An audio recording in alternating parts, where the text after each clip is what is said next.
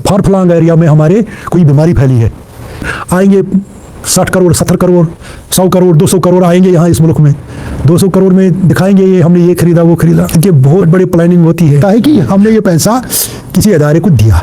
खरबों डॉलर की प्रॉपर्टी है इस अदारे के पास। इसका जो चेयरमैन है वो 40-50 लाख वाली गाड़ी में चढ़ता है। यतीम ट्रस्ट 11 साल बाद आप हिंदुस्तानी देखो, बताओ ये यतीम ट्रस्ट वाला कल जाएगा टेररिस्ट के घर में, ईद है बकरा ईद, ये जाएगा बकरा ईद पर टेररिस्ट के घर में। ये आते हैं कल, ये टीका करने के लिए आएंगे कि हमारे उधर किसी झारखंड साइड में किसी फार फ्लांग एरिया में हमारे कोई बीमारी फैली है, ये टीकाकरण के लिए आएंगे यहाँ इन गुडविल। पता नहीं यहाँ कितने क्या उनके जो पैसे भी आएंगे, बाकी चीज़ बोलेंगे मुलाजिमों का तनख्वाह है, ये है वो है, हमने हेयर किए हैं लोग, हमने इतनी दवाई खरीदी। आएंगे 60 करोड़ 70 करोड़ 100 करोड़ 200 करोड़ आएंगे यहाँ इस मुल्क में, 200 करोड़ में दिखाएंगे ये हमने ये खरीदा वो खरीदा। बट इनके बहुत बड़े प्लानिंग होती है। तो ये एनजीओज चेक करने हैं।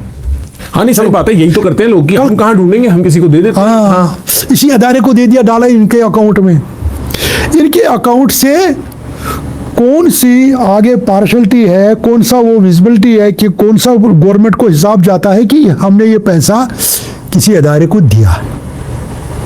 खरबों डॉलर की प्रॉपर्टी है इस अदारे के पास। अच्छा। इसका जो चेयरमैन है वो 40-50 लाख वाली गाड़ी में चढ़ता है। यतीम ट्रस्ट, ऐसे ही कितने ट्रस्ट हैं। 2019 में अगर हमने कश्मीर को हिंदुस्तान बनाया, 2019 से कितने साल हो गए? 7 साल हो गए।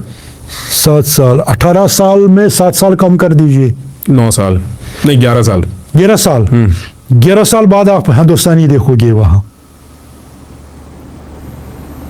जो बच्चा 7 साल का हो गया वो बड़ा होके जो है वो जो 11 साल के बाद अडल्ट होगा वो 18 साल का, तब जाके हिंदुस्तानी आप देखोगी। इस माहौल में आप हिंदुस्तानी कैसे पैदा करोगी?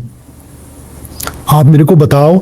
ये यतीम ट्रस्ट वाला कल जाएगा टेररिस्ट के घर में, ईद है बकरा ईद, ये जाएगा बकरा ईद पर टेररिस्ट के घर में, जो किलर टेररिस्ट है, टीके उसको बोलते हैं, उसके घर में ये 4000 रुपये देगा, 5000 रुपये देगा, कुर्बानी का बकरा देगा। क्या बोलेगा? जमाती लेबल लगी है जमाती की, पाकिस्तान से आया है। पैसा कहाँ का है? कश्मीर का।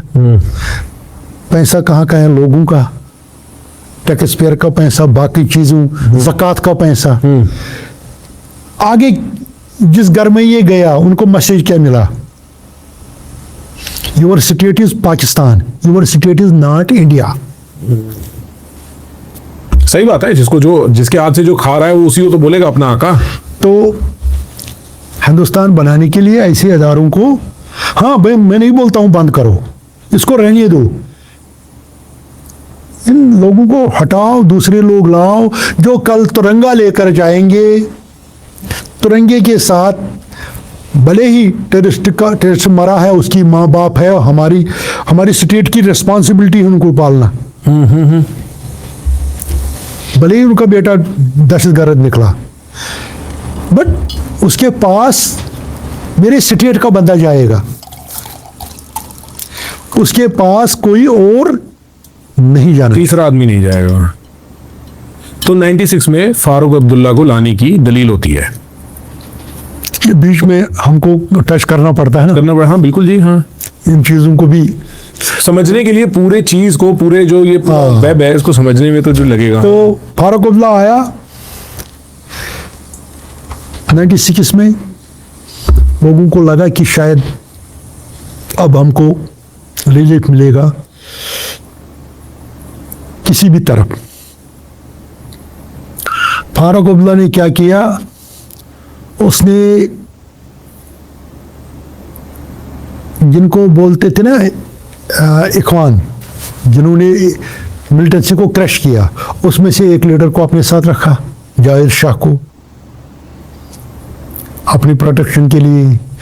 कुकपरी ने इलेक्शन जीता 96 में, हालांकि उस वक्त इखवान टेक ओवर कर सकती थी पूरी वैली, वो अपने नंबर उठा कर दानली करके बनाती अपने बंदों को, बट उन्होंने वो नहीं किया, उन्होंने फारूकुल्लाह को ही बनने दिया। फारूकुल्लाह को वोट पड़े, लोग चाहते थे कि हमारे को कोई हुकूमत आनी चाहिए, हम जिसके पास अपने मसाइल ले जा सके। हाँ, फारूकुल्लाह बना। 4 साल 5 साल 6 साल उसने बराबर 2002 तक की। इसको चलने दो, मेरे को